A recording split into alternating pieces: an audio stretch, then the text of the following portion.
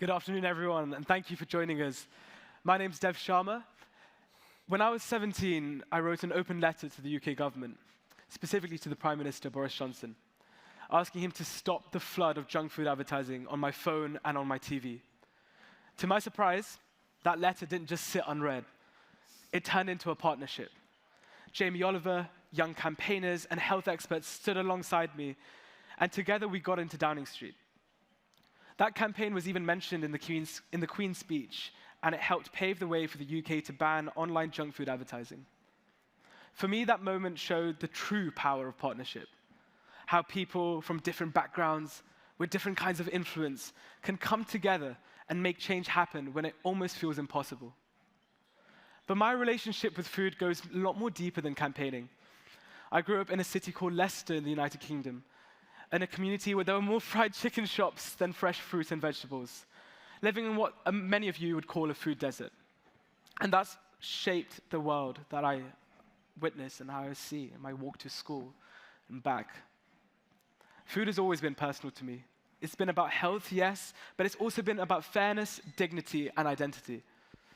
So that's why this session matters.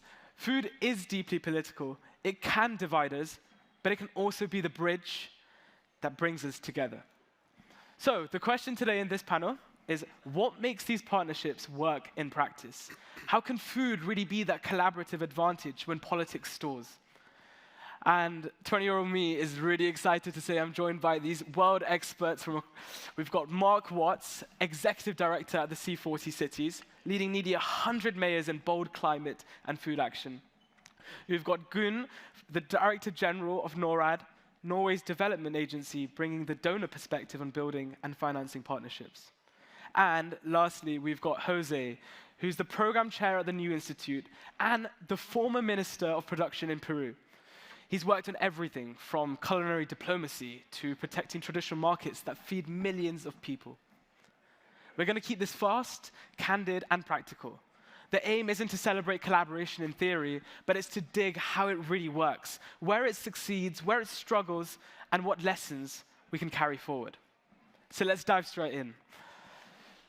My first question is to Jose. I want to talk about food as a bridge in polarized contexts. Now, Peru's cuisine is now world famous. Lima even has the world's #1 restaurant. That is culinary diplomacy at its best. So you participated in supporting government chef partnerships. Can you tell me a bit more about it? And also, you've argued that traditional markets are the backbone of food access for the poor, but they're chronically underfunded. When you were the Minister of Production, you've worked in partnerships with them to improve the condition. What would you recommend mayors today about investing in those markets? Thank you very much, Dev. This is very interesting to reflect on two different partnerships and the differences and the challenges that I had with chefs and that I had with traditional food markets. More than 50 years ago, I was a young vice minister of production also in Peru. And that was a time when we were supporting the internationalization of Peruvian cuisine. At that point, it was kind of unknown, like extremely exotic. I think it's still now. But it didn't get the recognition that now it gets. So we partnered for many years. I was one of many public officials that worked together with chefs to promote the Peruvian cuisine.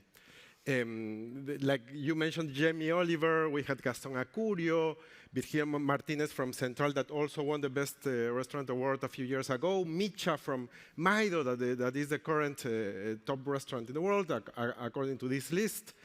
But it was a partnership that they had initiative, we supported, and it got a lot of media attention. It was one of those initiatives that a politician dreams of. No? I remember in a stage similar to this one, the chefs were inaugurating like the main food fair, and the president was dying. The president of the country was dying to be there in a picture for the newspapers and for TV with the chefs. So it went well. That was like more than 15 years ago, and now Peruvian cuisine is recognized all over the world. It promoted some interesting policies related to healthy food access, to food markets, actually, to biodiversity and banning GMOs, which is controversial, but at that point we promoted that. But it's very different from the other partnership. 5 years ago, I was Minister of Production of Peru, and we decided that promoting traditional food markets, which provide 70% of the food that is eaten in Peru, that was a priority, that it was going to be a political priority. These traditional food markets are essential not only in Peru, but in many countries in Asia, in Africa, and in Latin America. But they have been deemed as obsolete, as a relic from the past. No? The future is supermarkets, the past is traditional food markets. That's why when we started supporting these markets, everybody was surprised, saying like, why are you supporting this? They are like destined for extinction. No? So in the end, we did it. We achieved a lot. We formed a broad partnership with all the ministries that had to do with food safety, with infrastructure, with innovation, with finance, actually, one of the most important ministries in every country, to support for the first time the traditional food markets. And I'll finish with this. The difference is that we didn't get the media attention. With the chefs, every newspaper, TV channel was covering us. With traditional food markets, nobody necessarily cared about it. They were low-income people that didn't have time for meetings, that probably didn't go well in like interviews in TV, no? But they were fundamental for food access. When we finished the administration, they were almost crying, saying that for the first time, they felt that they were not invisible. And that's, for me, like the key takeaway from this. We should start seeing the priority of the partnerships with people that don't give us like the flashy headlines, that don't give us like many attention as policy makers or as international NGOs or as donors, no? And focus on those that have more impact on food access. Very inspired by that. It's very rare. Very, very rare that you hear a politician who is able to transgress the short-termism that's embedded in our institutions and actually look for the little man. And it's often the little man and the farmers and these people who don't make the flashy headlines who deserve a lot of our help and want to be supported on this journey. Mark, I want to talk to you about the role of cities as innovators and connectors. Cities are where people experience food systems directly, whether that's school food for me, markets, or public procurement. They're close to citizens, but often they're caught between national government and local realities. So let me put it like this. What role can cities play as innovators and connectors in food diplomacy? And could you share maybe the boldest example you've seen where a city's really stepped up, or even where national politics was slower, or maybe it was resisting it? Yeah, well, I think we've already heard some great examples today, and we've had the Mayor of Stockholm on the stage just now, and then I thought that brilliant example from Andrea in Quezon City earlier about how they're supporting urban agriculture. But I think what we generally kind of start from is city governments, at least in the big cities, which is what C40 works with. They're generally the single biggest procurer of food within the geographical area of the city because they serve in schools, often in health centres, older people's homes, prisons. So they've got a lot of market power.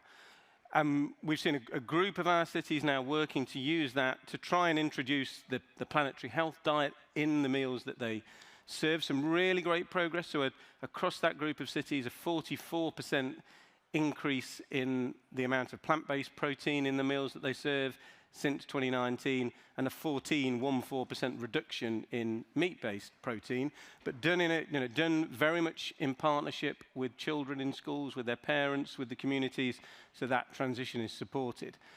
But also that there's the focus on food waste. The food that cannot avoid being wasted at the moment. I thought the example from Quezon is fantastic there, that they're now really collecting that organic waste, using it for compost on this huge expansion of urban agriculture. We've seen similar things in a different economic paradigm in Seoul, for example. But actually, the last one that I've just come back from Climate Week in New York and seeing there a mayor who has really push make sure the option is available for plant-based food in schools and hospitals, and then seen a massive uptake in, I think, 25–30% uptake across the public board, but now partnering with some very big companies in New York to follow the example of the public sector, now that it's been shown that you don't need to be scared about introducing more plant-based protein, you don't need to be scared about talking to people about a planetary health diet, you can do it and people will really support it, and they're moving that out into the private sector. Incredible. I find it really interesting how you can form these partnerships whilst balancing the line between being seen as something too top-down and getting citizen buy-in. But let's get to that later, and we'll come back to that. Gun, I love the work that you do, and it's incredible across the world. But we live in a world of crises, and they just don't stop. Crises from COVID to the climate shock. These have disrupted food systems, but they've also shaken up entrenched politics within them. So from a donor perspective, what's an example where a crisis forced unlikely partners to come together? And what maybe made that collaboration stick? Well, thank you, Devin. And before diving into the details of the questions, maybe a few points also that I would like to pick up from the other speakers. Because I think what you said about giving people a voice, I think initially that's the core at what we do in international development assistance and forming partnerships that will give people a voice, and I don't know if it's the little man or woman, but the ones we are there to affect the lives of. So I think I really like that approach that you said, and that we also have a responsibility then to do that as partners. And I think also what you said about the crisis, and I was in the high-level week and the climate week last week in New York, and I think it's very important that we, as international donors, as activists, as partners, also try to showcase that the fact that people are really committed and engaged, countries are engaged, organizations are engaged, people are cities, mayors, because there's so much negative voice coming out describing how multilateral cooperation, how development assistance, how sort of activism is pointless. I have these conversations a lot with my teenagers at home that, oh, what you do is no point, but it is. The majority of countries in the world and organizations are really, really committed to this agenda and providing a voice for people. So maybe to use that as an example also, I think the focus, I think, from New York is that we are in a large crisis. The UN is sort of falling apart. There's not enough money. But I think you really see people gathering and governments gathering to look at how we can make this ship continue to sail, to put it like that. And it's really on the concrete deliverables. And in my team, we have scientists, we have economists, we have people with a lot of different expertise who sit down diving into the details of how we can form partnerships that will release new funding, that can attract the private sector. We have discussions with philanthropists, but I think also for us to be a bit brave as donors to take that risk, because we have funds. They're not endless, and we can't solve this alone with the ODA, but we have to share that knowledge and to form those partnerships that can lead to something new. So, yeah, I can try to answer at least some of your part of your question. Thank you. No, thank you so much. I'm really interested. So I've got these incredible leaders sitting right next to me, and you guys have worked in some of the coolest rooms across the world. You've spoken to the most craziest of people, but also some of the craziest of egos. And partnership, of course, works under leadership. So in every partnership, inevitably somebody has to take the hit so that the group can move forward. Now, what does leadership actually look like in those moments? Is it being the loudest? Is it being the first to compromise? Or is it taking the hit publicly so that the collaboration survives? Happy for any of you to take.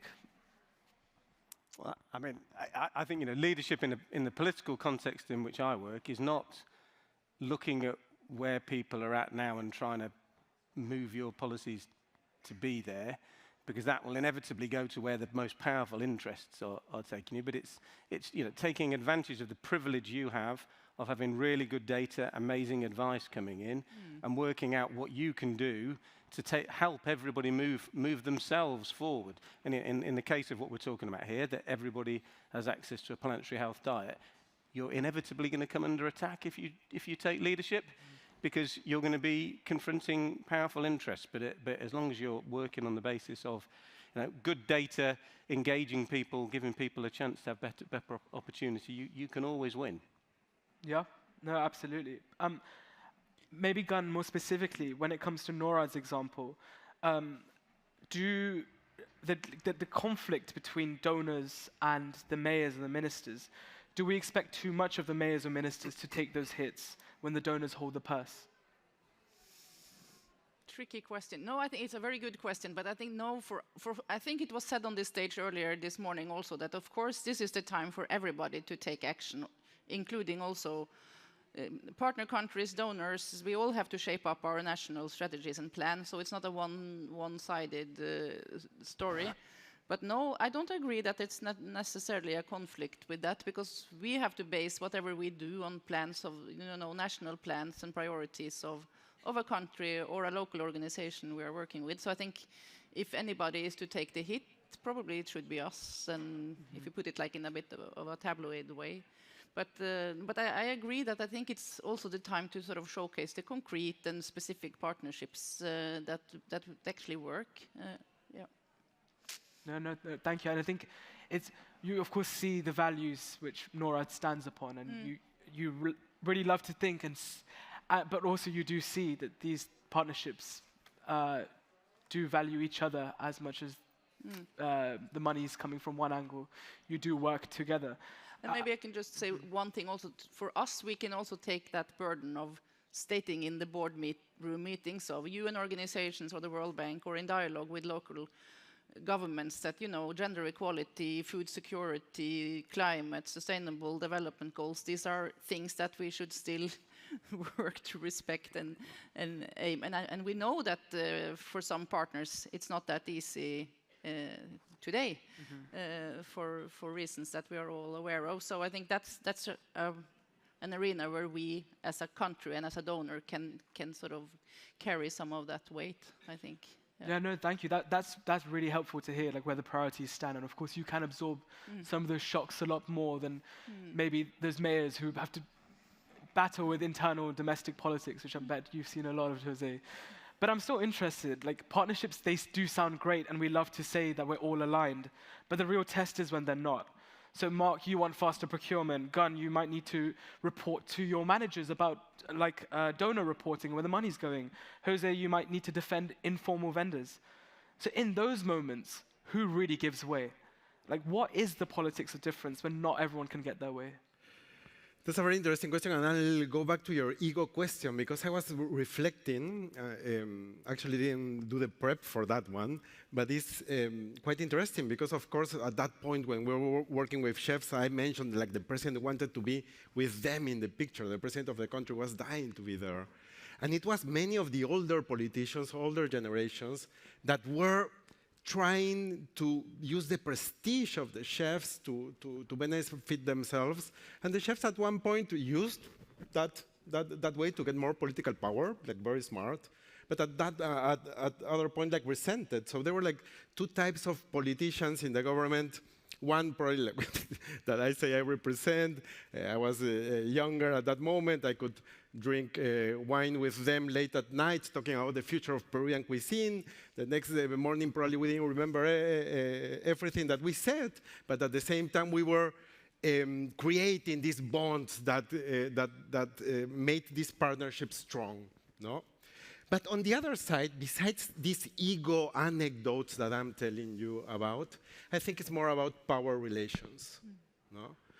And power inequities and power asymmetries that block many of the transformations on food systems. When I was working with traditional and informal food markets, I had to balance many of the power inequities that came, for example, from narratives I mentioned. No?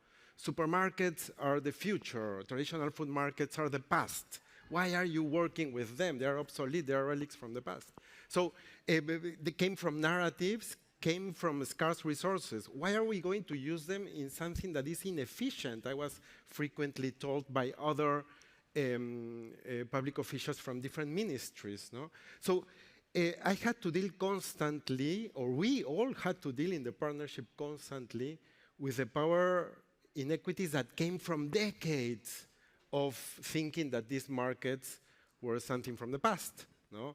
So that was the main challenge. How I was minister in a transitional period for almost a year. So it was a very short period of time to try to change the power inequities that had dominated the politics around food access for decades. Yeah. No? So that was the main challenge, but I think empowering a group of actors that were not empowered before, but zero empowerment, that empowering for a short period of time made a change. The marginal change is huge when you start from zero. Thank you so much. I'm going to ask Mark just a very specific question before I come to all of you with your final thoughts. So C40 has been praised for its boldness, but it's also in headlines and a lot of these Reddit feeds, and kind of the general public sometimes see it as people who want to ban meat or dairy. We know those claims are false. As fact-checking shows, your work is about procurement. It's not bans, but perception matters, especially in today's day and age. Critics argue that food is cultural and personal in a way that transport and energy just can never be. And that pushing diet change above all risks fueling exactly the type of populism that can undermine climate change overall. So if partnerships are meant to unite rather than divide, then isn't legitimacy as important as metric as carbon savings? How do you balance the urgency of cutting food emissions with the political risk of provoking backlash that could erase those gains?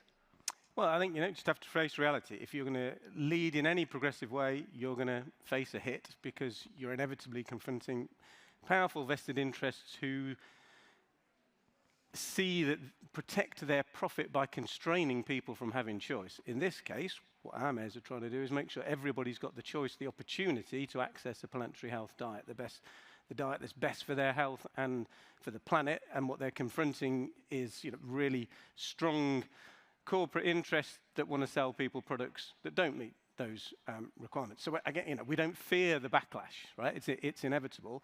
But I think what is really important is just that the message is it is about choice. It's about giving people the opportunity who can't currently access good, healthy food where they live, or whose children go to a school where they only serve junk food, instead giving them the opportunity to have a healthier diet and the information so that they can then make those choices themselves. And where that has been done, and it's been done really well in Milan, for example, those healthier, more plant-based protein school meals are more popular now than the meat alternatives that they're replacing. So what I'm hearing is actually a lot of this is about narrative, and it's about the language that we use. Mm-hmm. And that sort of narrative shift that we've had with the climate, which everyone understands now that it's not the individual's responsibility. There are these companies that pump out huge tons of carbon emissions. We don't have that with food yet. People still believe the food is an individual's responsibility. And I guess as a takeaway would really be, let's start using more systems-based language. Let's create a youth quake, as I like to call it, amongst young people and within the general populace, that actually food is systemic, not individual, that we need to collectively decide to protect our health rather than individuals choosing their options. It's about the landscape and the environment that they grow up in. So on about language, I'm going to end on this final question. I'm on partnerships. You guys, I'm going to give you a final challenge, right? You all come from different worlds, different cities, different donor agencies, different national politics. But let's force convergence. If you had to co-design one case study in the next 12 months, something you could bring back next year at an EAT forum, what would it be? What would your beans-like issue be, which beans transgresses between climate, between poverty? It's cheap, it's good for the environment, it's good for supply chains. What would that issue be that you'd want everyone to work with you on? Please. I can go first. I'll tell you one we're about to launch. So it's an easy one. So we're about to launch with a group of our lower and middle income cities, an initiative that they're all able to offer universal school meals, not not a thing in a lot of our cities, based on a planetary health diet. But allied to that, that they're also going to support the market traders across their cities so that they're able to also provide good, healthy food that everybody can access. And with a minimal food waste at the moment, 30–40% food waste because of a lack of refrigeration. So we want to support having renewably energy-powered refrigeration in all of those markets. Incredible. Gun, we've got 1 minute. I will pick up on your food waste point. I think that could be my challenge, because I've learned that the food economic cost of food waste is $1 trillion almost, and 1/3 of the food lost, healthy or not, on its way from a farm to the market or to the table.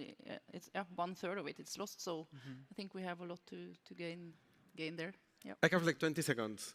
I would do a broader partnership with traditional food markets, but with chefs, with public canteens or community kitchens, to focus on providing healthy, affordable, sustainable, but also delicious food for the people that need it the most.